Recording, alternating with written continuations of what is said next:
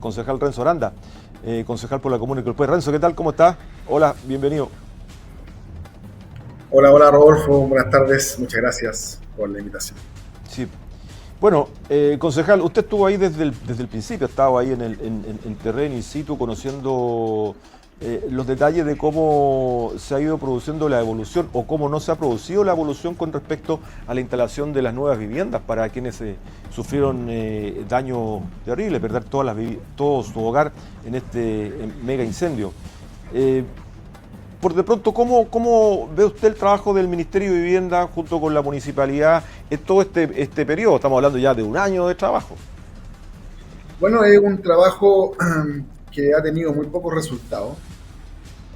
La comunidad en cada una de las instancias en las que hemos participado y hemos visualizado el comportamiento del gobierno respecto de la materia de la reconstrucción, la verdad es que ha sido poquísimo, muy poco, lo que ha determinado que la comunidad siga estando muy alejada y ve con mucha desconfianza la posibilidad de que finalmente el Estado a través del gobierno logre consolidar un plan de reconstrucción que sea beneficiado para los vecinos que perdieron gran parte de los barrios del sector alto de Quilpué, perdieron sus viviendas, perdieron sus sueños, perdieron su anhelo y muchos de ellos también perdieron familiares. Entonces, la verdad es que ha sido un trabajo,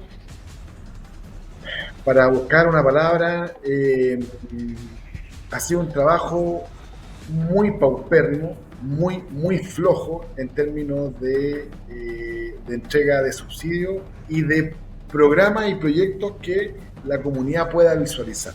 Eso todavía no está y vemos entonces con mucha lejanía el que se puedan sortear prontamente noticias que le alegren en algo el daño que se ha provocado a tantos y cientos de vecinos del sector alto de Quilpué. Correcto. Ahora, desde el punto de vista administrativo, a ver, aquí habían personas que tenían acceso, que los terrenos le pertenecían, ¿no? Que eran de ellos, otros no tenían los títulos de dominio. Finalmente se produjo todo un proceso de autoconstrucción por parte de los que podían tener acceso a reconstruir su casa en ese propio espacio, algo que ha ocurrido en muchos puntos, ¿no? Sí, esta realidad que golpea a Quilpué y también muy fuertemente a Viña del Mar es la realidad de cómo se construyen los barrios. Hay barrios que se van construyendo de manera orgánica, ¿cierto? Como por demanda espontánea de la comunidad. Y hay barrios que se construyen con planificación, ¿cierto? Con un ordenamiento de manera de cumplir las normas básicas de urbanismo y construcción. Y en Quilpué se dan las dos situaciones. Barrios consolidados como Canal Chacao, por ejemplo, que son planes habitacionales de la década del 70 en adelante, que permitió la población de estos cerros de Quilpué y que definitivamente responden a una construcción programada de vivienda y de barrio. Y también tenemos la otra situación, que es que la construcción espontánea y la generación espontánea de barrios en Quilpué también se nos dio en el caso de Pompeya fundamentalmente y algunos casos de Valencia Alto por la zona argentina. Ahora, el Servio y el Estado reconoce todas las categorías de construcción de vivienda. Entonces tenemos catastrados, ¿cierto? Las tomas, los campamentos, los asentamientos regulares, eso generalmente el Servio lo mantiene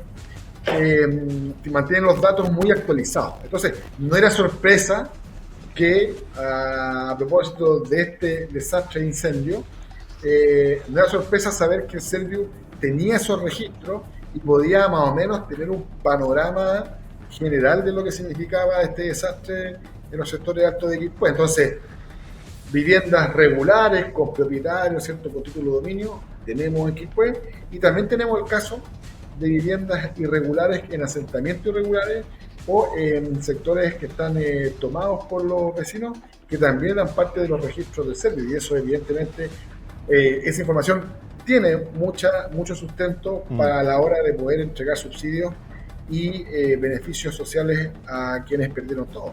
Claro. ¿Y dónde se traba este proceso de reconstrucción en Quilpué? Cuando usted ha conversado con los vecinos y vecinas, ¿qué le han dicho? Bueno, una de las condicionantes es que los vecinos tienen que acreditar el dominio o el título de la propiedad o del terreno.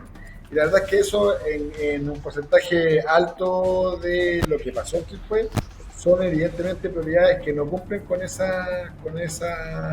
requisito. Y la complejidad que esto entrega entonces es la posición que tiene el Estado respecto de estas familias. Familias que va a tener que darle una solución habitacional, ¿cierto? A propósito de este incendio, en virtud de que esas mismas familias ya habían satisfacido, ¿cierto?, esa necesidad de manera individual. Entonces, si el Estado no logra satisfacer esa necesidad de los vecinos de otorgar un nuevo subsidio, uno de relocalización, uno de autoconstrucción, ya sea cualquiera de estos formatos de subsidio, lo importante es saber entonces cómo lo va a ayudar.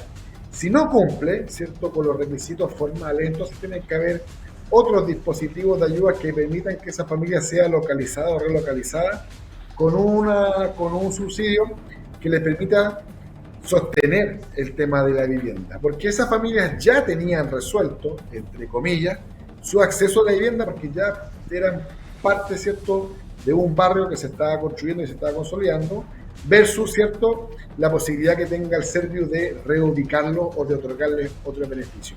Y los regulares, evidentemente, van a poder pasar por un proceso un poquito más rápido, cosa que tampoco ha pasado, pero sí van a poder pasar por un proceso más rápido, de manera de poder construir y recuperar esas viviendas en los lugares donde ellos puedan acreditar dominio. Claro. Pero ¿cuántas casas se han reconstruido? ¿Cuántas casas concretas se han hecho en Quilpué a partir de la entrega de subsidio y a partir de la entrega de la ayuda del Estado, concejal? ¿Hay una cuantificación? Son muy poquitas, de hecho, en términos del desastre se habla cerca de 500 viviendas entregadas entre Quilpué, Viña del Mar y Villa Alemana. Y para Quilpué el número no es tanto mayor porque donde sí se puede comenzar a trabajar rápidamente en Canal Chacao, dadas las características que le comenté, que son barrios que han sido planificados, sí, y cumplen con toda la normativa vigente, y todo lo demás ha sido muy difícil que los beneficiarios puedan acceder a algún subsidio que les permita la construcción o la autoconstrucción. Y lo que vemos hoy día es que la mayoría de los barrios quemados hoy día están repoblados por los mismos vecinos, pero por ingresos propios, ¿cierto?, por ayudas de particulares, etcétera. Entonces, los subsidios, ¿por qué no han sido efectivos? Por la cantidad de requisitos que se les imponen a los beneficiarios, claro, y porque efectivamente ya a esta altura vamos a pasar al segundo invierno, la mayoría de los vecinos ya tienen casi todo reconstruido. Claro, el tema ¿es un problema administrativo o un problema de voluntad política? Porque uno puede crear un espacio de emergencia para poder avanzar o poder reencontrar un camino de reconstrucción rápido. Y a esta altura, efectivamente, vamos a entrar en el segundo invierno y se ve difícil que eso haya ocurrido. Claro, y como eso no ocurrió, lo que definitivamente piden los vecinos y los damnificados es que los recursos que están asignados para este desastre, ¿cierto?, a través del Ministerio de Hacienda, que ha ido redistribuyendo estos dinero en las cuentas de los servicios, como por ejemplo el Ministerio de Vivienda, sean recursos que se inviertan en la recuperación de los barrios.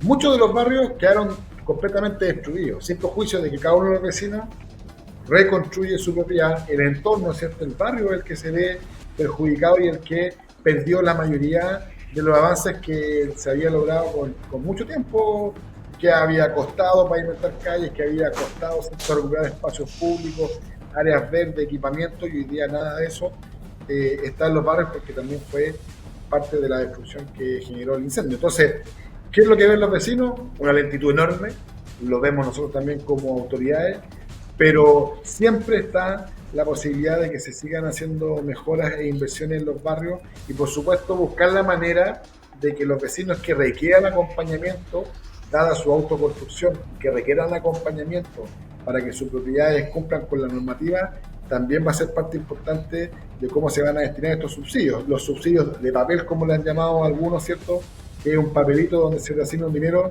pero que va a costar mucho ejecutarlo y llevarlo adelante. Sí, ese es un gran problema, que lo que se está viendo en este minuto, de que tiene que ver más bien con un papel y no con un tema concreto de reconstrucción. Eh, y claro, aquellos que han reconstruido en lugares donde tampoco administrativamente lo pueden hacer o no cuentan con todo el título también es un problema, ¿no? Que en definitiva hay que, como dice usted, concejal, acompañar a esas familias. Sí, porque tenemos que partir de la idea de que esos vecinos ya tenían vivienda, independiente de su condición, si era sitio propio o no, ellos ya tenían resuelto un tema importante para muchas familias en nuestro país, que es el poder tener una vivienda. Entonces ellos pertenecían a un barrio más consolidado, menos consolidado que otro, con más o menos servicios que otro, pero ya ellos necesitaban hoy día el apoyo del Estado para buscar la solución y darle la garantía de que van a poder habitar esa autoconstrucción que tienen en un lugar, en un recinto apto para eso. Entonces, la discusión si el terreno es de ellos, no es de ellos, si es irregular, no es irregular, si cumple o no la norma, la verdad es que eso va a ser, espero yo, que vaya a ser materia del servicio, en este caso del Ministerio de Vivienda, que ayude a resolver esas problemáticas. Si la vivienda está sobre un sitio que está declarado un sitio de riesgo por remoción de masa, ¿cierto? O por otra característica, entonces el Serviu, el que debería con estos tipos de subsidios y estas asignaciones generar las obras civiles que permitan quitarle esa condición de riesgo a ese terreno, de manera de ayudar a que ese propietario y esa familia pueda tramitar sus permisos y pueda obtener, ¿cierto?, la recepción definitiva de una propiedad que hoy día ya está construida y que en muchos de los casos de Quilpué Alto, la mayoría de las propiedades ya están construidas. Entonces lo que requiere hoy día es más bien un acompañamiento para decir, esta propiedad, este título de dominio, lo podemos regularizar a nombre de esta familia, ¿cierto? Y además tramitar todo lo que significa la recepción definitiva de una obra de las características que generó la autoconstrucción en los sectores altos de Quilpué. Claro, y eso es lo que no ha ocurrido. Y eso es, ahí está, lo que usted señala, lo último, es la base de por qué esto ha sido lento, finalmente. Ha sido lento, claro, por esto y por muchas razones más. Yo creo que poca voluntad, poco sentido de urgencia, mucha burocracia interna. Los decretos de emergencia no sirvieron de mucho, salvo para compras muy express, muy rápidas, pero que en la práctica el tono, el discurso con el que se hablaba de esta premura, de que nadie va a pasar frío en el invierno, de que nadie se va a enojar en el primer invierno del año pasado, la verdad es que quedó en eso, porque esta mole que es el Estado, para que opere con la fluidez y rapidez que se requiere, necesita mucho más voluntad que palabras de buena crianza, porque requiere conversación con el privado, requiere el compartir, ¿cierto?, la visión de cómo vamos a construir una ciudad, y eso también tiene que ser aprendizaje para lo que venga. Uno tiene que estar preparado para un siguiente desastre, ojalá que no ocurra nunca más en Quilpué, pero estamos dominados por el cambio climático, estamos dominados por los mega desastres hoy día, y tenemos que saber actuar.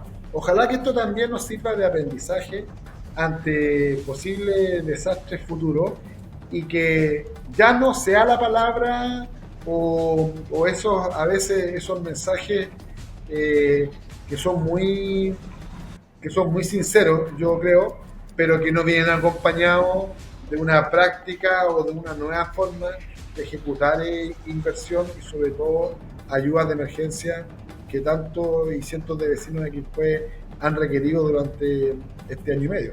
Así es. Renzo Aranda, concejal por la comuna de Quilpué, conversando con nosotros. Renzo, muchas gracias. Concejal en tercer periodo, lo veo que está en la oficina, porque esa es la municipalidad de Quilpué, ¿no? ¿Ah? Así es. De aquí ya vamos a otras actividades. A otras actividades. ¿Y cuándo tienen consejo? Los días martes tenemos consejo. Ah, hoy día le tocó consejo.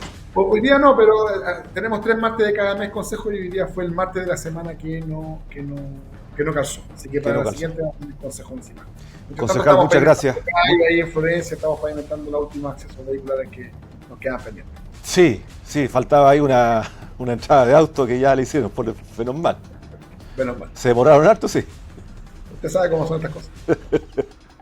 Concejal, muchas gracias. Ha Gracias, sido Diego. muy claro en su participación y explicarnos un poco desde el terreno lo que ha ocurrido con la reconstrucción, y algo tan doloroso para muchas personas por la pérdida de vida y sobre todo la pérdida de hogares, familias que perdieron todo, todo, y en los cuales sé que ustedes han apoyado con bingos, con diferentes actividades durante estos últimos 2 años, ¿no? Vamos a seguir estando pendientes, sobre todo de la inversión y los gastos, que todavía quedan muchas dudas, poca claridad del fondo de emergencia y que eso evidentemente sea redestinado en su gran porcentaje a la comunidad. Muchas gracias, Renzo, que esté bien. Gracias, Rodolfo. Un abrazo. Gracias, concejal. Concejal Renzo.